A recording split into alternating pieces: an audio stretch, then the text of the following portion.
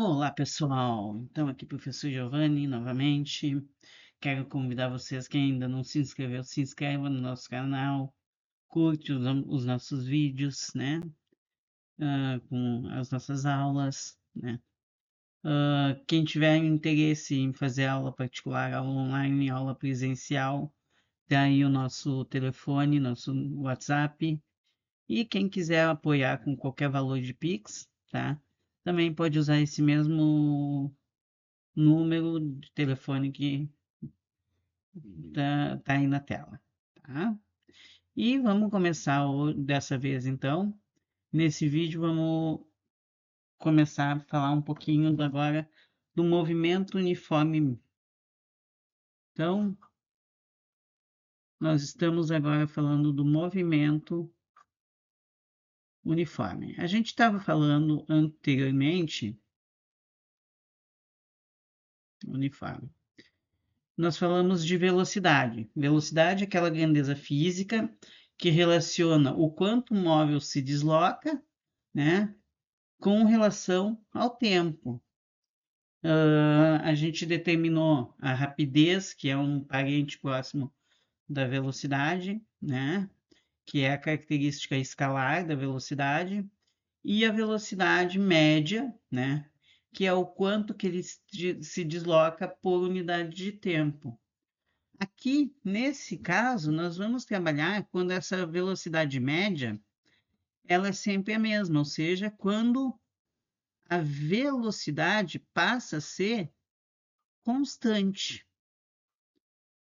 Na realidade, no nosso cotidiano, digamos assim, são poucas os exemplos reais onde isso acontece, mas é um modelo interessante da gente observar, né? O modelo mais real, onde que mantém um movimento uniforme, na verdade, é a luz. Mas a gente vai sempre montar um esquema, né? Por exemplo, um veículo, carro, uma bicicleta, que que conseguiria manter essa velocidade constante. Então, quando eu digo para vocês que a velocidade de um veículo é de, digamos, 20 metros por segundo, o que que significa isso?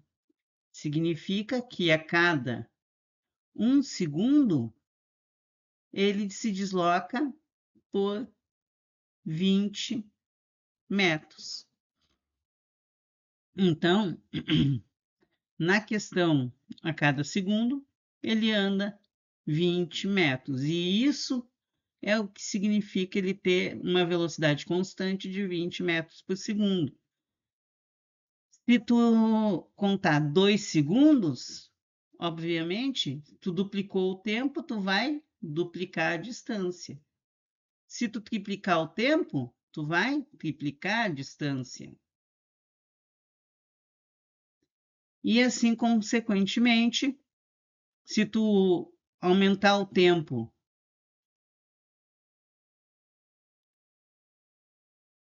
10 vezes, por exemplo, tu vai aumentar a distância 10 vezes.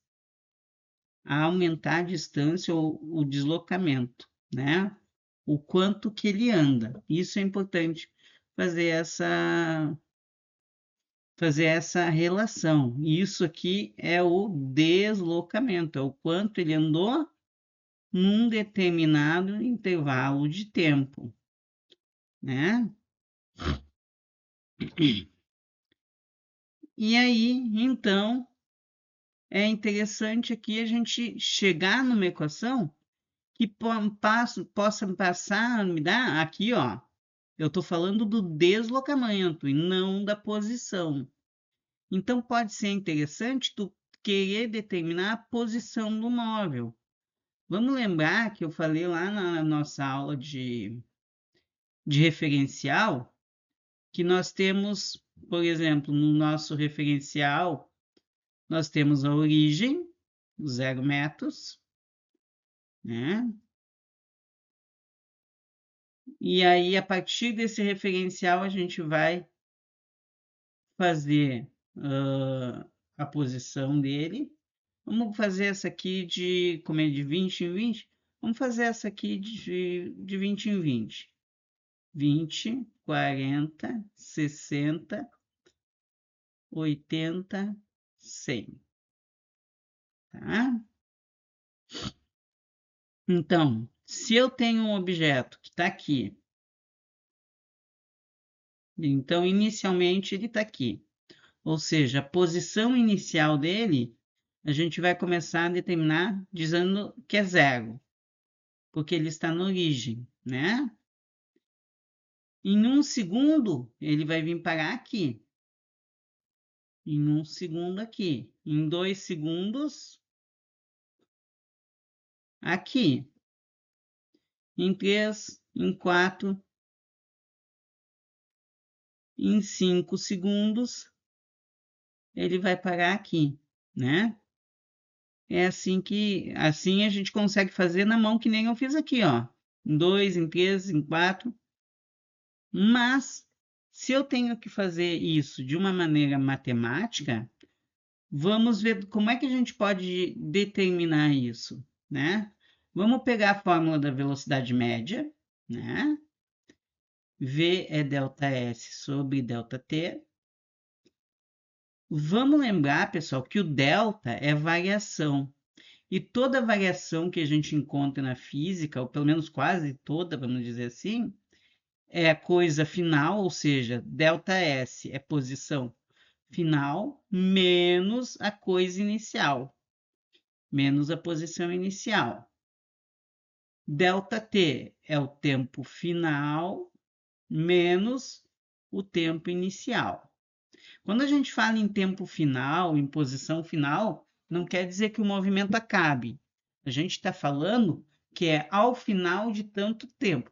A posição ao final de tantos metros, tá?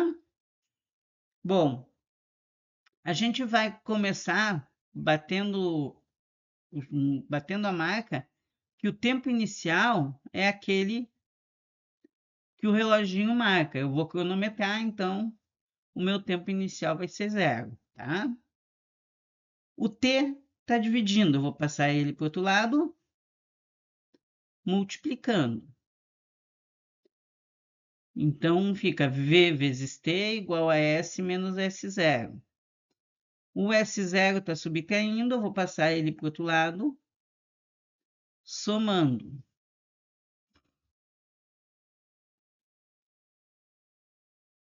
E agora a gente vai dar uma invertida aqui só para ficar mais confortável aos nossos olhos. A posição final é a inicial mais a velocidade vezes o tempo. O que nós determinamos aqui? Uma equação que nos dá a posição final, uma posição dependente do tempo, tá? Para o nosso exemplo aqui, ó, nós colocamos o objeto no início a 0 metros, a velocidade era 20 metros por segundo, vezes o tempo. Então, a equação horária, que a gente chama de equação horária, é S vezes 20t. Tá? E agora, se eu quiser saber a posição em qualquer instante de tempo, vamos lá. Vamos pegar aqui o instante 4 segundos. Então, S é igual a 20 vezes 4, o que significa S igual a 80 metros, que é o que a gente já tinha visto antes, ó. Ah, não, a gente não chegou a ver, mas a gente poderia ter adivinhado, né? 2 segundos, 40, 3 segundos, 60 e 4 segundos, 80 metros.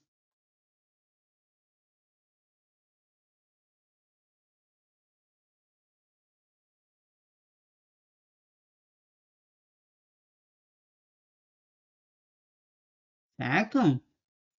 Então, pessoal, ah, quando pede uma dúvida que muitos alunos têm, é que quando o problema pede lá a equação horária da posição, o aluno acha que tem que resolver a equação. Atenção, na pergunta qual a equação horária da posição, é só isso aqui que a pergunta pede. E não pede para substituir nada, tá? Então aqui é como se eu tivesse resolvido duas perguntas. A letra A, qual a equação horária da posição? E a letra B, qual a posição no instante 4 segundos? Certo? Então, é muito importante a gente ter essa noção. Aquilo que eu sempre digo para vocês. A coisa mais importante de um problema é a pergunta. Não adianta vocês saberem todas as equações, decorar as fórmulas, né? Lista os dados, mas a coisa mais importante de ser listada é a pergunta, tá? Por enquanto, é isso. Um forte abraço. Quem gostou, curte, tá? Se inscreve no canal e até mais.